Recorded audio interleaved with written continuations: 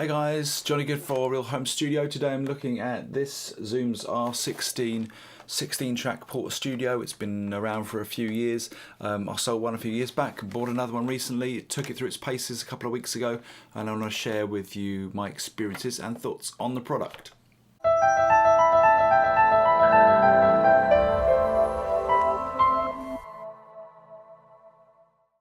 Hi guys, so this is Zoom's R16. It's a 16-track Porta Studio recorder. Now I owned one about probably about 5 or 6 years ago, and sold it on when I didn't really have much of a use for it, particularly when I had an 8-channel interface. And then recently I wanted to record my band and a few other bands for some projects, and I didn't really have anything to do it on. So I thought, well, I'll check the market again. I had this a few years ago. I thought, well, this is going to be pretty cheap second-hand these days, or there's probably going to be lots of other things on the market to rival it. And I was kind of surprised because there really isn't.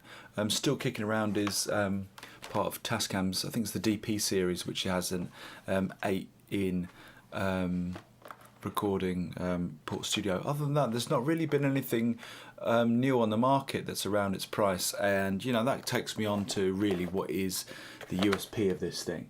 Kind of irrespective of all that, this is the important bit on the back. 8 combi ins, so we'll take XLR and then we'll take jack as well, and you can record 8 tracks at a time. Now there just isn't very much at all on the market that does that. There are a lot of different Porta Studios, and don't be caught out by them having 24 32 tracks and whatnot. A lot of them are then split up into stereo tracks. They're not true mono tracks. And this is the thing to look out for, that you've got 8 ins to insert your instruments or mics into, and you can run those 8 at the same time. A lot of them also just have jack ins, are the older ones, so that these are combi ins. Really sets the R16 out from the crowd. And indeed there isn't that much to rival it, and that's why when I was looking, it's still such a popular item. I paid $150 for this on eBay, which is, well, it was a fairly decent deal. I think anywhere between £150 and £200. So this thing's really still holding its price.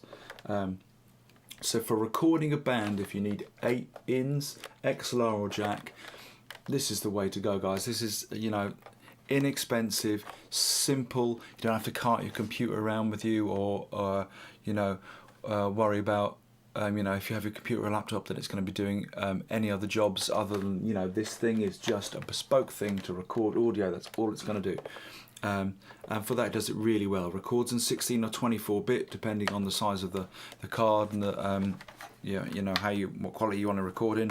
Obviously I recommend recording in 24-bit. It takes up to a 32 gig card. I don't know if it accepts any larger, but certainly 32 gigs. I recorded 2 sets of a band, so that was just over 2 hours. Cope with that absolutely no problem.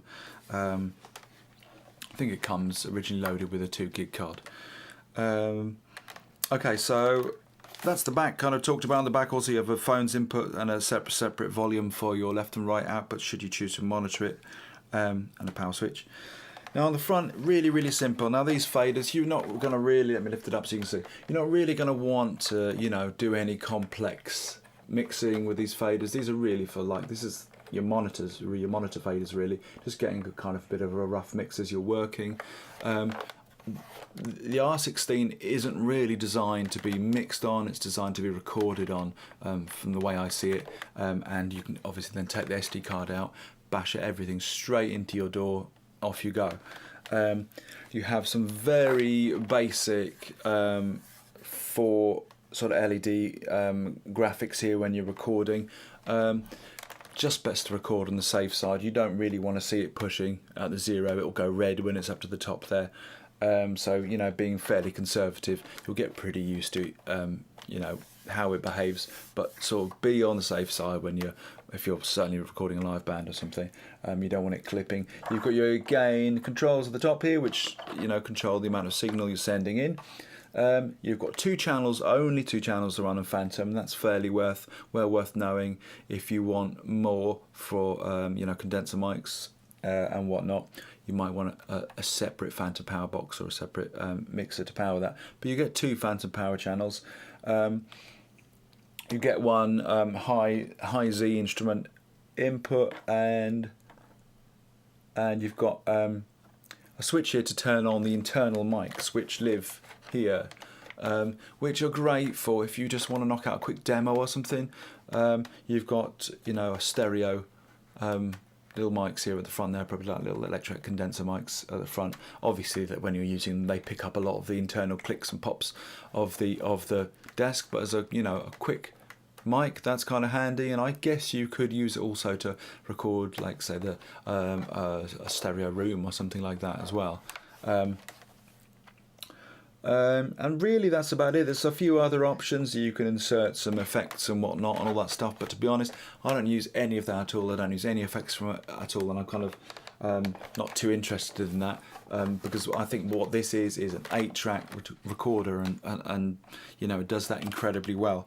You know, there's all the usual Portable Studio stuff. You can punch in, you know, marks along the timeline and stuff like that. But really, it's simply bring up a project, arm the tracks, and get recording. One other really cool function is on the back. It runs on batteries as well, which is really awesome. So if you wanted to record on location somewhere, or you know, even if you're doing some interview work or stuff like that, you can bring this along.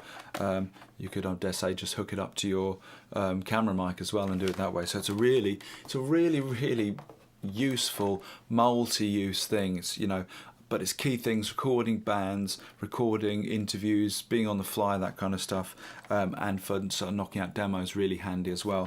I'm really pleased I bought another one. The Zoom R16, it seems to have been holding its own for over 5 years as the choice for, you know, people like me, people like you, you know, not too much budget but want to record good quality audio live. You know, you can make an album with this thing easily. So a great unit. You can pick them up, as I say, second hand, about 150 quid. I think that's an absolute total bargain. Not too much bad to say about it, really. For what it is, like I say, you know, the only cons of it, I suppose, if you didn't have a DAW, the mixing functions are pretty limited. But I don't really think it's ever been designed for that. So there you go. That's Zoom's R16. Thumbs up for this thing. You know, it stood the test of time. Like I say, a true, well-designed product, which, you know, the buyers have spoken. It's still going well. I'm Johnny Good for Real Home Studio. Hope you found that interesting. Any questions about the Zoom R16, please feel free to drop them in the comments below. Share your experiences with the unit. Love to hear from you. Hope you're enjoying the channel. If you do, subscribe up over here on YouTube or up on my blog, Real Home Studio. One other thing, if you're watching this on YouTube, on the blog there's going to be the results of using this, which, you know, I did a video with the band a couple of weeks ago. I'll put that on the blog so you can check that out. Have a listen to how the Zoom performed. Johnny Good for Real Home Studio. Have yourself a great day.